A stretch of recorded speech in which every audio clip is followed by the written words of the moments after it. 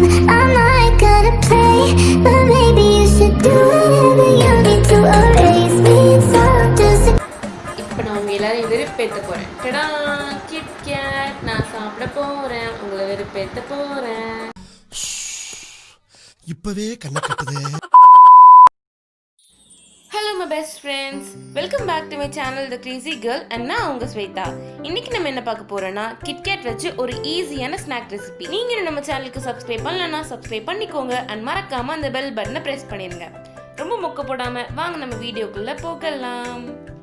இப்போ நம்மளோட ரெசிபிக்கு தேவையான பொருள்லாம் பார்த்துடலாம். ஃபர்ஸ்ட் வந்து பிரெட், நான் 4 பிரெட்ஸ் எடுத்திருக்கேன். கிட்கேட், அப்புறம் மில்க், இது வந்து காய்ச்ச மில்க், ஹனி டெக்கரேஷனுக்காக. இப்போ நம்ம இந்த ரெசிபி செய்ய ஸ்டார்ட் பண்ணிடலாம்.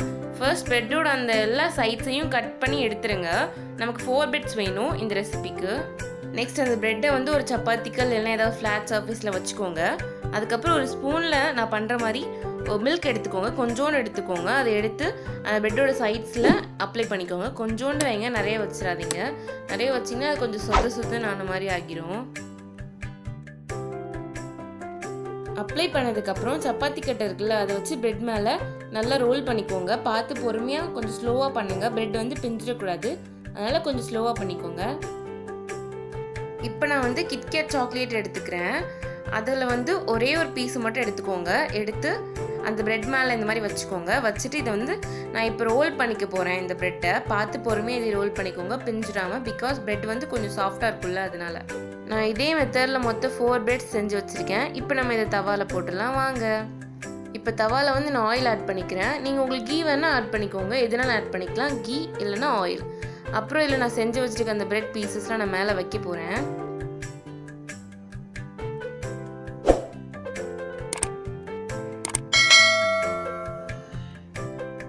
இது வச்சதுக்கு அப்புறமே ஒரு 10 செகண்ட்ஸில் வந்து திருப்பி மாற்றி போடுறேங்க. 10 to 15 செகண்ட்ஸில்.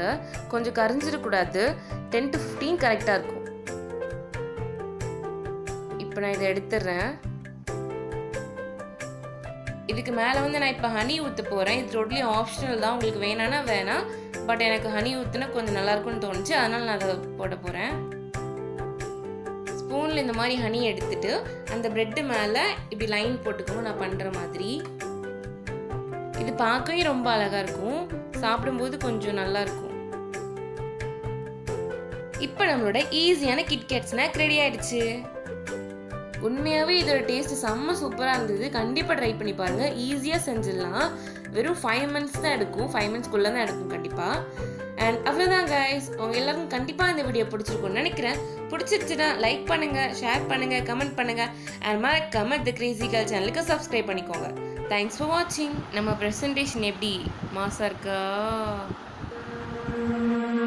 I'm not the girl that